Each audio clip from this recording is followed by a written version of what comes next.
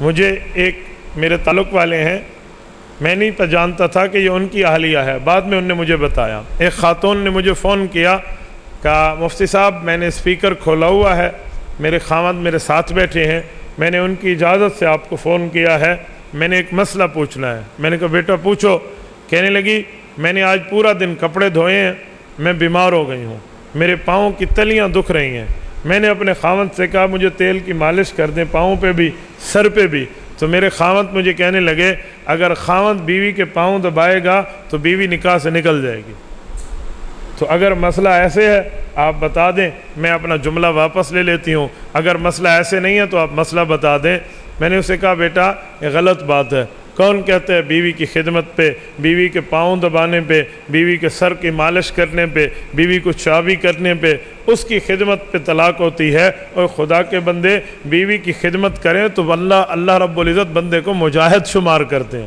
پھر میں نے اسے یہ دلیل دی تو بہت خوش ہوئی۔ میری بات کا مطلب یہ ہے کہ بندہ بیوی کا اس وجہ سے خیال رکھے کہ یہ میرے لیے اپنی ماں کو، اپنے بیٹے، اپنے بھائی کو، اپنی بہن کو، اپنے باپ کو، اپنے گھر کو چھوڑ کر آئی ہے۔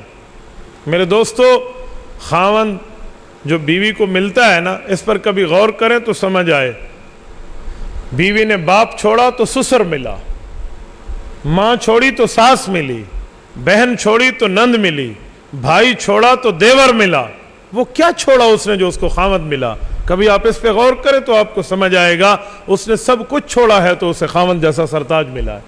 لیکن یہ اس کی خدمت کو لوگ نہیں سمجھتے، لوگ بیویوں کو پاؤں کی جگہ پہ رکھتے ہیں۔ یاد رکھیں جو اپنی بیوی کو عزت نہیں دے گا یہ گناہوں سے نہیں بچ سکتا، اس کو بدنظری کرنی پڑے گی، اس سے ادھر ادھر منہ مارنا پڑے گا۔ اگر بیوی کی عزت کرتے اس کا مطلب ہے یہ اپنے نیک ہونے کی ضمانت دے رہا ہے۔ اور جو لوگ بیویوں کی عزتیں نہیں کرتے، ان کی قدر نہیں کرتے، ان کا خیال نہیں رکھتے، میں نے اپنے زندگیوں میں یہ دیکھا ہے، اس عمر میں یہ تجربہ مجھے ہوا ہے، ایسے ایسے کیسز میرے سامنے آئے ہیں کہ لوگ روتے ہیں پھر ہماری بچیوں کو ہمارے داماد مارتے ہیں، ہماری بچیوں کو ہمارے داماد مارتے ہیں، داماد ہیں ہمارے وہ ہماری بچی کا خیال نہیں رکھتے۔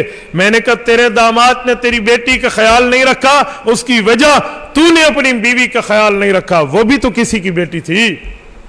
جب تو اپنی بیوی کا خیال نہیں رکھے گا یاد رکھ پھر تیری بیٹی کا بھی آگے خیال نہیں رکھا جائے گا۔ تو کس منہ سے اپنی بیٹی کے حقوق مانگے گا اپنے داماد سے؟ وہ کہے گا تو اس کی ماں کے ساتھ نہیں لڑتا تھا۔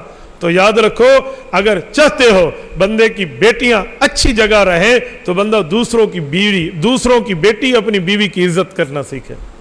حیرانگی کی بات ہے لوگ آج ہر گھر میں جب برتن اکٹھے ہوتے ہیں نا تو کھٹکتے رہتے ہیں، چھوٹی موٹی باتیں چلتی ہیں، لیکن برداشت کریں۔ قرآن نے بیعدہ عقدۃ النکاح کہہ کے خاوند کو بڑے رتبے کی بات کی ہے۔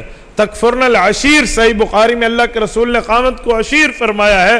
عشیر اس مرد کو کہتے ہیں جس کے سینے میں 10 بندوں کا حوصلہ موجود ہو۔ اگر ایک حوصلہ ٹوٹے دوسرا حوصلہ لگا لو، دوسرا ٹوٹے تو تیسرے حوصلے کو استعمال کرو، لیکن یہ کام کرو تب جا کر بات بنتی ہے میرے دوستو۔